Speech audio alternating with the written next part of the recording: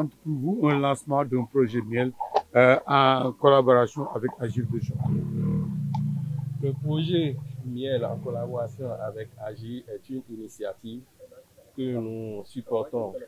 Nous supportons de façon financière, mais aussi de façon technique dans le cadre de sa mise en œuvre. Sous notre projet et gestion des forêts du mangrove du Sénégal au Bénin, que nous mettons en œuvre en partenariat avec l'UICN et le collectif 5 Delta. Le coût du projet? Le coût du projet Agir, vous voulez dire? Oui, pour le coût du projet miel. Le coût du projet miel, c'est un montant de 40 000 € que nous finançons, que nous mettons à disposition pour la mise en œuvre du projet et de l'initiative projet miel. La durée? La durée, le projet miel est un projet de, disons, d'impulsion, en quelque sorte, qui va semer les bases d'une façon de faire qui va perdurer dans le temps.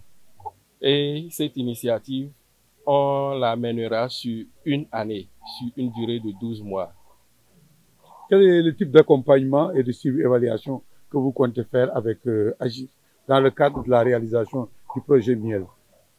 Dans le cadre de la réalisation du projet miel, au-delà du financement que nous mettons à disposition pour la mise en œuvre des activités du projet, nous mettons aussi à disposition pour un accompagnement technique en termes de conseils dans la restauration de mangroves, mais aussi en termes de conseils dans la mise en œuvre de ces systèmes de valorisation, notamment pour ce qui concerne Agir, on est sur la filière miel.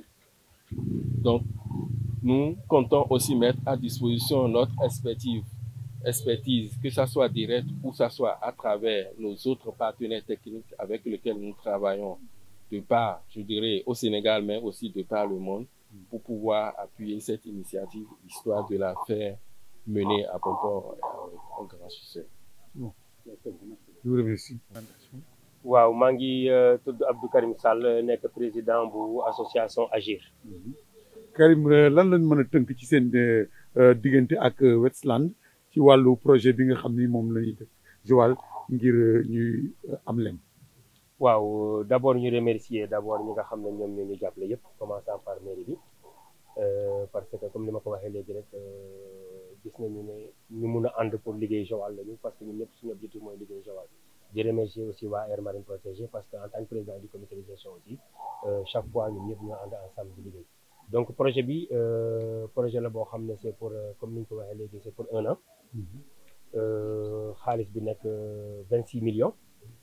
ci biir 26 millions yooyu li ñu ci prévoir moo nekk d'abord def ay renforcement de capacité former jigéen ñi d'abord ci processus wu lem yëpp commencement ba fin ba keroog ñu def pause yi accompagner leen aussi ci ay suivi accompagner leen aussi ci ay formation yoo xam ne ay formation financière la nu ñu yore xaalis lépp nekk na ci biir projet bi yan xeetu garab ñoo fi nekk pour mën a xam yan xeetu lem lañ fi mën a amee donc projet bi bëri na ay sous-thèmes yoo xam ne ay formation yu bëri yoo xam ne dañ ko def lancement tey mais peut-être d'ici fin janvier dina fekk ñu bokk ci ñi nga xam ne en tout cas ci li ñu bëgg ñun suñu mëbët mooy bokk ci bu ñu nee Joal ni ñu naan paañ ñu ne Joal ñu ne yoxos ñu ne Joal ñu ne lem bokk nañ ci en tout cas jàpp nañu ne fii ak 1 an dinañu bokk ci les plus grands producteurs de miel yi nga xam ne dañu nekk biir Sénégal donc loolu la ñu bëgg au niveau de Agir à travers ce projet pour que accompagner ak le ministre ak waa AMP pour que ñu bokk nekk les plus grands producteurs de miel. ñaata quantité ngeen di soxla yaakaar ngeen ko mën a am par année? pour le moment projet bi 150 riches lay defar mais fekkoon na ñu commencé ci liggéey ak yeneen petits projets yu ndaw yi ñu amoon maintenant projet bi logiquement 150 riches lañu def dans le projet mais ñun am nañu ay gis-gis yoo xam ne xalaat nañu feneen fi ñu war a wuti jiwaat encore yeneen moyens yu ñu war a permettre tey de au moins groupement femme bu nekk Joal mun a am au moins entre 150 à 200 riches pour mun a am bénéfice réellement li nga xam ne moom mooy miel. Karim, ci wàllu boobu nan ngeen fas yéene tàggatee ñi nga xam ni ñooy yor sugum yi nga xam ni mooy joxe lem?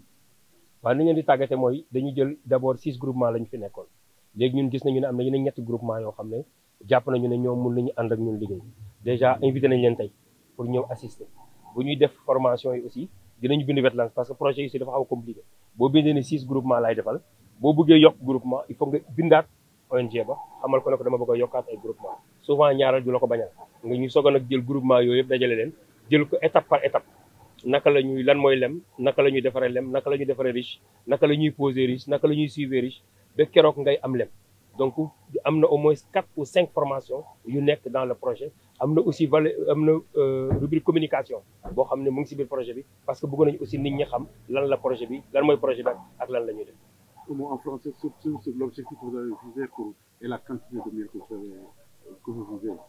L'objectif, c'est de faire de Joal vraiment pôle de miel au niveau du Sénégal. Donc, c'est ça l'objectif à travers ce projet. On veut qu'au moins au mois de janvier, que tout le monde va parler du miel de Joal parce qu'on veut faire du miel de qualité.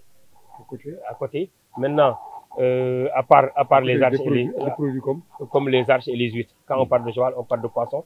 Quand on parle de Joal, on parle d'arches. Quand on parle de Joal, on parle d'huîtres.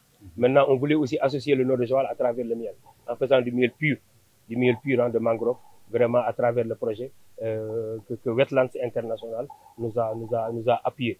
Parce que pourquoi féliciter Wetlands? Parce que pour moi, c'est pas la première fois. Ça fait des années et des années que Wetlands appuie Joal, surtout à travers l'AMP. Maintenant, c'est directement avec Agir, parce que c'est pas l'AMP, c'est directement avec Agir.